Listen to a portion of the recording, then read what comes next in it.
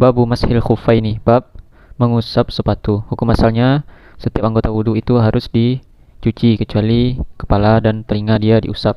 Adapun wajah, tangan dan kaki dia harus dicuci menggunakan air. Lalu dalam sebuah bab ada pembahasan itu dibolehkan dan merupakan rukhsah terhadap umat Islam ketika berwudu, jikalau di kakinya ada sepatu, maka dia cukup mengusapnya saja, tidak mencuci kakinya, namun dengan syarat-syarat tertentu. Lalu juga ada keringanan ketika adanya luka, kemudian dibalut oleh perban ataupun yang patah di kaki ataupun tangan, maka juga boleh diusap, tidak dicuci. Untuk syarat-syarat dibolehkannya mengusap sepatu sebagai pengganti mencuci kaki ketika berwudu adalah sebagai berikut. Wa yajuzu bisyuruti sab'atin. Dibolehkan mengusap sepatu dengan 7 syarat. Lubusuhuma ba'da kamali taharati bil ma'i. Memakai kedua sepatu tersebut setelah sempurnanya taharah menggunakan air. Sempurnanya taharah yaitu dengan selesainya berwudu.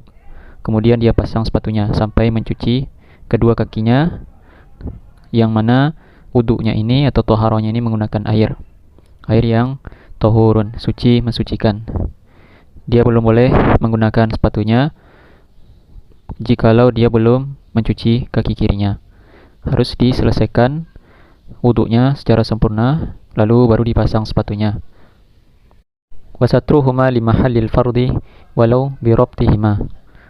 Menutup bagian yang wajib dicuci meskipun harus menggunakan pengikat sepatu tersebut. Di antara syaratnya adalah menutup bagian yang wajib dicuci, yaitu sampai mata kaki. Jikalau sepatunya tidak menutup mata kaki, maka para ulama menghukuminya dia bukan sepatu. Sepatu disyaratkan dalam fikih yaitu harus menutup sampai mata kaki, yang mana bagian yang wajib dicuci ketika mencuci kaki. Lalu jikalau ada yang terbuka di bagian jari atau bagian telapak kaki, maka tidak dibolehkan untuk mengusapnya, maka dia harus membuka sepatunya kemudian mencuci kakinya. Wa imkanul masyi bihima urfan. Bisanya melakukan perjalanan, yaitu bisa digunakan sepatu tersebut untuk berjalan secara uruf. La yuqsadu bihi al-urful 'amu indan nas wa inna ma yuqsadu urful fuqaha. Tidak termasuk di sini uruf, yaitu uruf dari adat atau kebiasaan manusia. Yang dimaksud di sini adalah urufnya para ahli fikih. Kana al-mashyu mumkinan bihadzal khuffi fi 'urfil fuqaha. Jikalau bisa memungkinkan untuk berjalan menggunakan sepatu tersebut menurut urufnya para ahli fikih, jazal mashu alaihi, maka boleh mengusap sepatu tersebut. Hatta walau lam tajri adatun nasi bidzalik, meskipun manusia menganggapnya hal tersebut tidak digunakan untuk berjalan. Semisal ada sepatu yang digunakan bukan untuk berjalan menurut pada adat kebiasaan manusia. Namun terkadang para ahli fikih menganggapnya hal itu memungkinkan untuk digunakan untuk berjalan. Semisal sepatu terbuat dari plastik atau terbuat dari besi dan lain sebagainya. Meskipun menurut pada kebiasaan manusia hal ini tidak digunakan untuk berjalan, namun menurut ulama fikih hal ini memungkinkan digunakan untuk berjalan, maka boleh menggunakan sepatu maka bisa mengambil hukum rukhsah ini. Wa thubutuhuma binafsihima, yaitu menempelnya sepatu tersebut dengan sendirinya.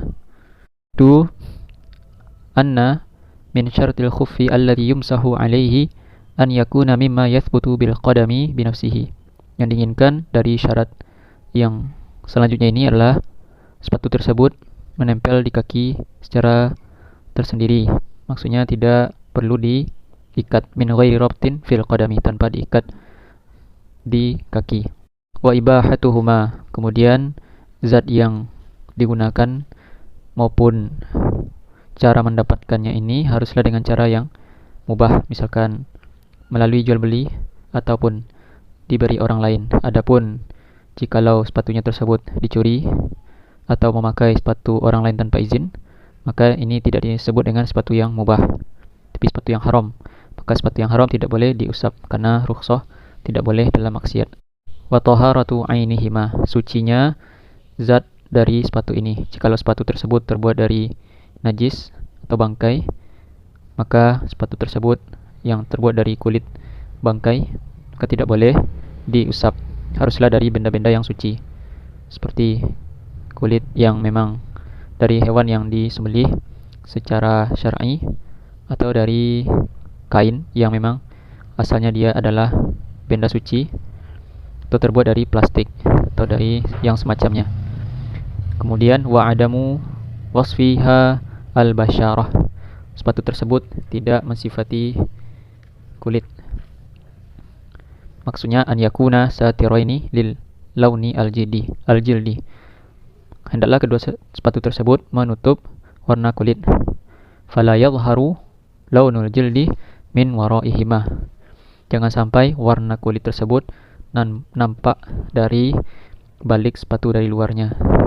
Maksud menutup di sini bukan menutup sebagaimana syarat yang di awal, yaitu menutup bagian yang wajib dicuci, yaitu dari ujung jari sampai mata kaki. Yang ditutup di sini maksudnya adalah menutup warna kulit. Seandainya sepatu terbuat dari yang transparan, maka seperti ini tidak boleh diusap. Hendaklah sepatu yang warnanya gelap dan tidak menampakkan warna kulit.